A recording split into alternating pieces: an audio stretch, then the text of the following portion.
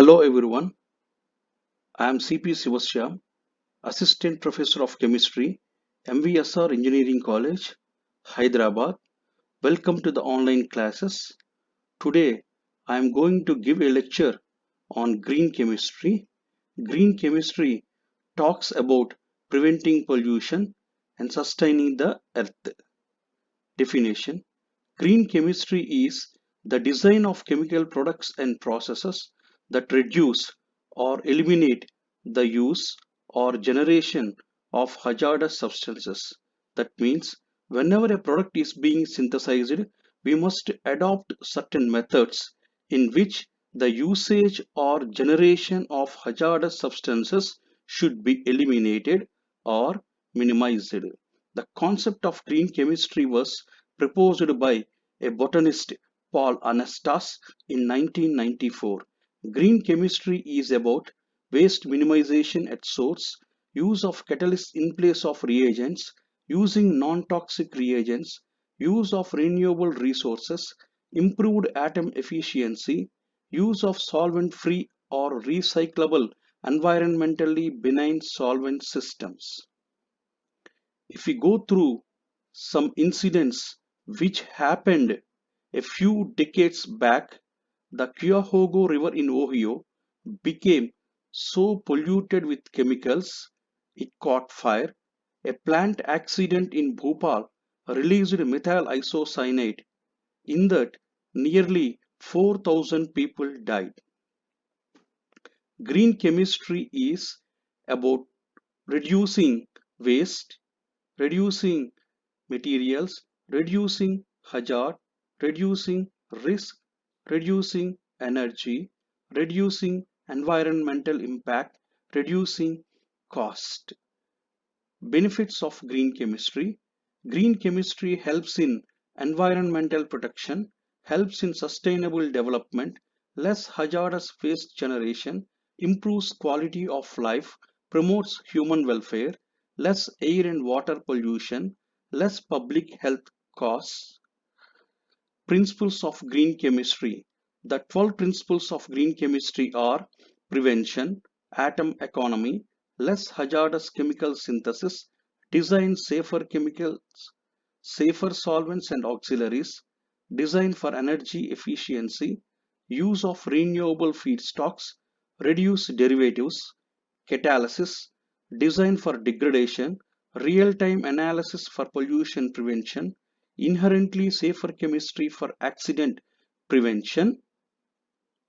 Now we will go in detail about these principles. Principle number one, prevention. It is better to prevent waste than to treat or clean up waste after it is formed. Example 1. Eco-friendly plastics like polylactic acid can be obtained from corn waste as packaging materials. Example 2. Usage of rechargeable batteries rather than the primary batteries. Principle number 2. Atom economy. Atom economy says that synthetic methods should be designed to maximize the incorporation of all materials used in the process into the final product. That means whenever a product is being synthesized, whatever the reactants may be, all the atoms which are present in the reactants must be incorporated into the final desired product without any byproduct. Percentage of atom economy is equals to mass of atoms in desired products by total mass of atoms in reactants into 100. Example 1. Acetaldehyde can be manufactured from ethylene by using oxygen alone in presence of a catalyst without any byproduct instead of using ethanol and sulfuric acid, which produce sulfates as undesirable products. Example 2. Desolder reaction for the synthesis of cyclohexene from 1,3-butadiene and ethene. Principle 3. Less hazardous chemical synthesis. Wherever practicable, synthetic methodologies should be designed to use and generate substances that possess little or no toxicity to human health and the environment. Example 1. Manufacturing of secondary batteries other than nickel cadmium battery.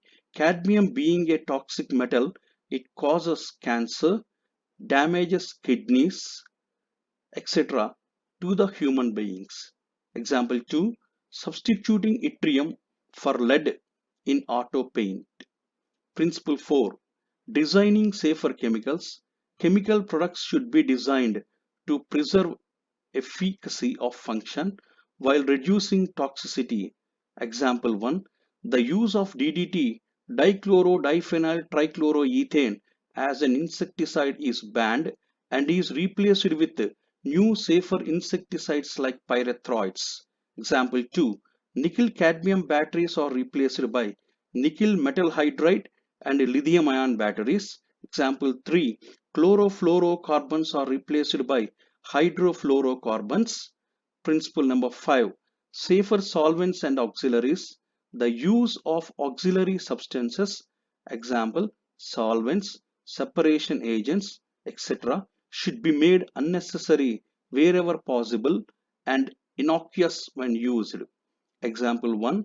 In the alkylation of butene, large amounts of corrosive acids like hydrofluoric acid and sulfuric acid are used conventionally. But in greener process, these acids are replaced by solid acid catalysts such as zeolites. Zeolites are the substances which contains aluminum silicates of sodium, potassium, etc. Example 2. Carcinogenic solvents like carbon tetrachloride, benzene, etc. are used for paints and are replaced with some greener solvents like ethyl lactate, etc. Principle number 6. Design for energy efficiency. Energy requirements should be recognized for their environmental and economic impacts and should be minimized. Synthetic methods should be conducted at ambient temperature and pressure. Example, if zeolites are used as catalysts for cracking of petroleum oil, which requires at about 450 degrees centigrade of temperature, the temperature and pressure required for cracking unit is dramatically reduced. Principle number 7. Use of renewable feedstock. A raw material or feedstock should be renewable rather than depleting wherever technically and economically practicable. Example 1. Biodiesel is prepared from fatty non-edible oils, which is a renewable resource, and the mixture of diesel and biodiesel is used as a green fuel. Example 2. Coal for the generation of electricity is replaced with solar energy. Agricultural waste like rice husk, biomass, etc. Principle number 8. Reduce derivatives. Unnecessary derivatization, that means blocking group, protection or deprotection, temporary modification should be avoided whenever possible. Example, use of enzymes like penacylase to avoid protecting groups and cleanup processes is the industrial synthesis of semi-synthetic antibiotics such as ampicillin and amoxicillin. Principle number 9. Catalysis. Catalytic reagents are superior to stoichiometric reagents. Example 1. Toluene can be converted into paraxylene by shape selective zeolite catalyst, avoiding orthoxylene and metaxylene. Example 2. In the synthesis of 4-methyl-thiazole, which is a fungicide, the basic sites of cesium zeolite catalysts are used without using chlorine, carbon disulfide, or sodium hydroxide. Another example, 1-phenyl ethanol can be prepared from acetophenone in two ways. Acetophenone reacts with boron hydride to give 1-phenyl ethanol. In another method, acetophenone reacts with hydrogen in presence of palladium and carbon catalyst to give 1-phenyl ethanol. Example 4. Ethylene oxide which is used in the synthesis of ethylene glycol, which is an antifreeze agent, polyesters, ethanolamine, etc., can be synthesized mainly in two ways. Method 1. Ethylene oxide via stoichiometric chlorohydrin route requires expensive and hazardous chlorine gas as a reagent, produces 3.5 kgs of calcium chloride as a waste per kg of ethylene oxide product. In method 2, however, the catalytic route using silver as catalyst at 10 to 30 atmospheric pressure gives approximately 80% of ethylene oxide without generating byproducts. The unreacted reagents can be recycled through the synthesis. Principle number 10. Design for degradation. Chemical products should be designed so that at the end of their function, they do not persist in the environment and break down into innocuous degradation products. Example, replacement of plastics with biodegradable polymers like polylactic acid. Principle number 11. Real-time analysis for pollution prevention. Analytical methodologies need to be further developed to allow for real-time, in-process monitoring and control prior to the formation of hazardous substances. Example, side effects of medicine are known even before its marketing and production in large scale may help in hazardous health effects. Principle number 12. Inherently safer chemistry for accident prevention. Substances and the form of a substance used in a chemical process should be chosen to minimize potential for chemical accidents, including releases, explosions, and fires. Example, green solvents like supercritical fluids like carbon dioxide and a mixture of carbon dioxide and water and ionic fluids like boron tetrafluoride along with tetraalkyl ammonium ion, which are non-toxic, non-inflammable, and cost-effective, should be used wherever possible. Examples of clean technology. In this, I am going to explain you about the atom economy and the green catalysis. First, atom economy. Atom economy is defined as the ratio of the formula weight of the target molecule to the formula weight of all the starting materials and the reagents. Percentage of atom economy is equals to mass of atoms in desired products divided by total mass of atoms in reactants into 100%. For a reaction to be considered as green synthesis, the atom economy must be very high, approaching or equal to 100%. Then most of the reactant atoms are incorporated into the final product, thereby reducing the waste or the byproducts. The chemical reactions are classified into four ways: addition reactions, substitution reactions, rearrangement reactions, elimination reactions. All these four chemical reactions are once again categorized into two ways in terms of atom economy. Those are atom economic reactions and atom uneconomic reactions. Addition reactions and rearrangement reactions are termed as atom economic reactions because whatever the atoms are there in the reactants, all atoms are incorporated into the final desired product without any byproduct. Substitution reaction and elimination reactions are termed as atom uneconomic reactions because whatever the atoms are present in the reactants are not incorporated into the desired product. That means some byproducts are formed in these reactions. We will see some examples of atom economy. Calculate percentage of atom economy for cycloaddition reaction of ethene and butadiene to form cyclohexene.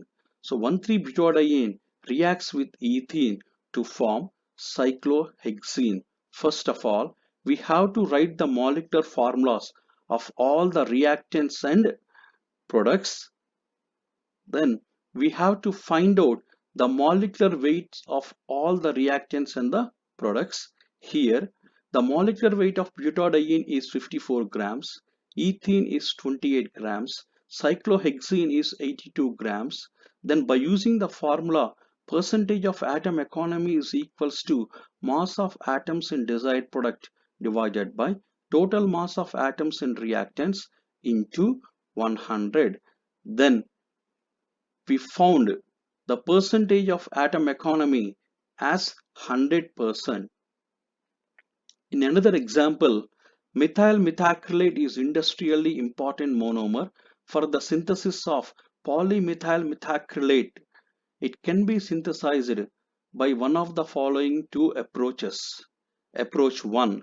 Acetone reacts with hydrogen cyanide along with methanol in presence of sulfuric acid to form methyl methacrylate.